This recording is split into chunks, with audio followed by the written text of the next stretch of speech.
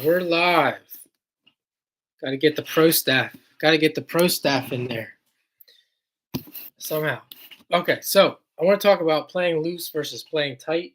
Somebody mentioned this in a comment, and have a little bit to say about that. I just did this whole video. I just recorded this whole video, and I don't have enough storage on my computer once again.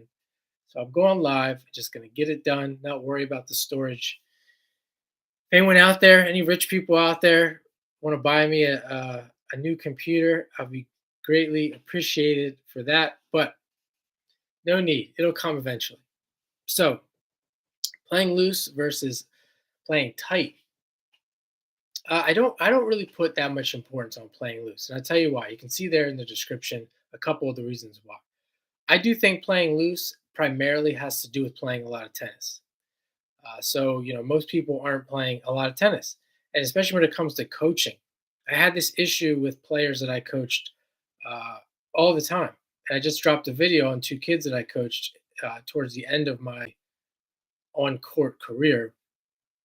Who I coached for a while, and they would get tight when I introduced uh, smaller targets. And these kids are playing once a week. They're rarely playing matches. They're not tournament players, so it's like the more you focus on being loose, it goes back to that principle that I talked about. You're really focusing on yourself. All the attention is on your body and what's close to you, and that is going to really mess you up. So if you're only playing tennis once a week, once every few weeks, etc., then you're really messing yourself up more than you're playing actually playing tennis. You're not really playing. You're always quote unquote practicing. So for that reason, in those cases, I really don't pay that much attention to it. I do think if you've been playing tennis for a long time, many years, even if you're playing once a week, you might be more loose. It also depends on your partner. Who are you playing with? A lot of guys I play with, they're rough. They hit hard. They're competitive. It's really hard to stay loose all the time. Again, I could try to stay loose, but then I sacrifice actually playing the game. So for that reason as well, I don't really focus. I'm not really that concerned about it, maybe once in a while. And as far as the targets go, yes, the smaller you make the targets, it is going to tighten you up. And those kids, for example, in that video, I did the donut hole or red zone uh, towards, as they started getting older, 14, 15. I started to use this more often than not. And this is a process. Players have to get used to a drill or game or hitting to certain targets area first. They have to get used to it. And these kids we're talking over a 3 to 4 year period, got used to playing this way. And this is also the reason why I hated having multiple coaches, because I'd be trying to get somewhere and then another coach would come in and start talking about, what their arm's doing and what their body's doing. And we'd talk about this. Oh, you're so, it might come on the court and say, you're so tight. You need to loosen up. And then it's like, oh, this guy is just really messing up this long-term process. Because then they come back on the court with me and they have a whole bunch of other things that they were doing. So this idea of setting up a game, or take the donut hole for example, they have to first get used to it. Okay. And at first they're gonna be tight.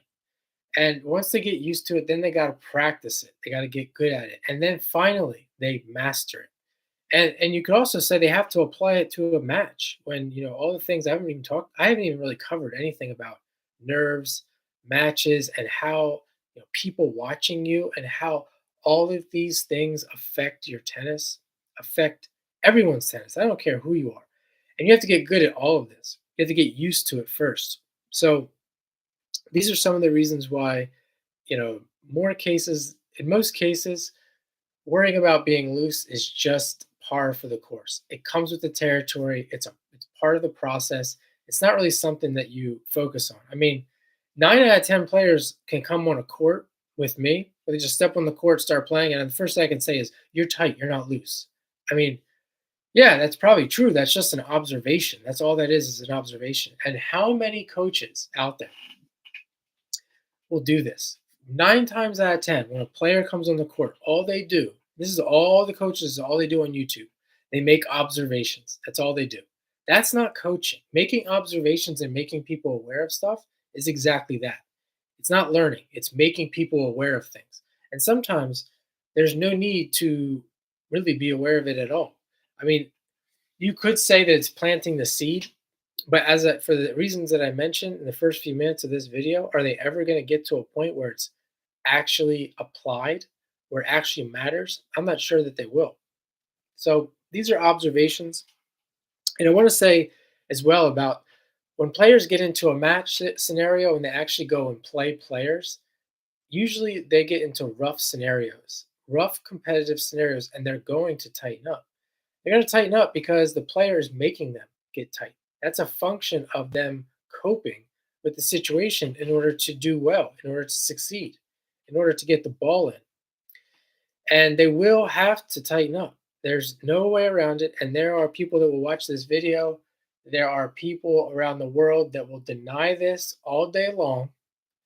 And most of them don't play competitive tennis, or they play kind of like fake competitive tennis. This is kind of like going along with the club tennis. All these players that take lessons that are part of a club, they're not really ever playing against rough players. And I play against rough players right now. I'm not really uh, in this position where I play against players that are mindful of this, that care about this.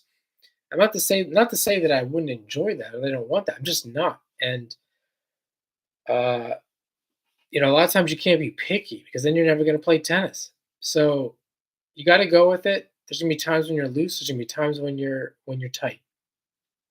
Uh, and then as far as like if you want to be loose the whole match, you can probably do that against anybody, but you might lose. So if you're okay with losing all the time, by all means, focus on being loose. But I really don't see a problem, especially if you're hitting targets and you're playing the game.